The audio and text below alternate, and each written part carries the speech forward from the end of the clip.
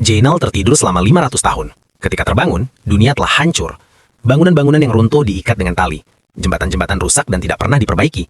Jainal bertanya pada beberapa orang apa yang telah terjadi, tapi orang itu malah mencoba menyerangnya. Jainal merasa haus dan mencoba minum air, namun yang keluar dari keran justru etanol. Jainal mengambil majalah yang tergeletak, dan di sana tertera tahun 2505. Jainal berpikir mungkin ia harus pergi ke rumah sakit.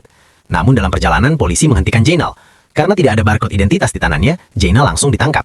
Mereka mengurung Jainal di dalam sangkar dan membawanya ke hadapan seorang hakim. Namun hakim itu pun bertingkah bodoh. Tanpa mendengar penjelasan apapun, Jainal langsung disebut penjahat. Orang-orang yang hadir bersorak gembira, seolah-olah itu pesta. Tidak ada seorang pun yang mau mendengarkan Jainal. Seorang penjaga mengikatkan kalung di leher Jainal dan membawanya ke sebuah gedung. Sebelum dipenjara, semua orang harus mengikuti tes IQ.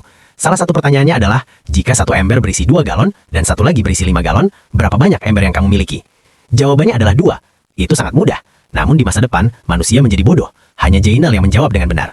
Mereka lalu membawa Jainal ke hadapan presiden. Sang presiden terkejut dengan kecerdasan Jainal dan menjadikannya menteri dalam negeri.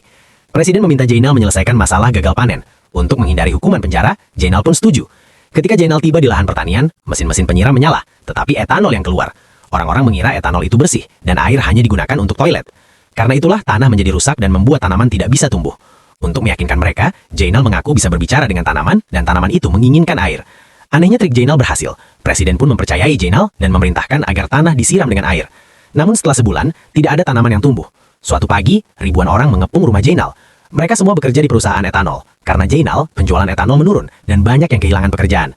Sebagai hukuman, Presiden mengirim Jainal ke arena. Jainal harus bertarung melawan mobil-mobil bersenjata. Di saat paling kritis, gambar tanaman yang tumbuh muncul di layar. Semua orang terkejut. Presiden memaafkan Jainal dan menjadikannya presiden yang baru.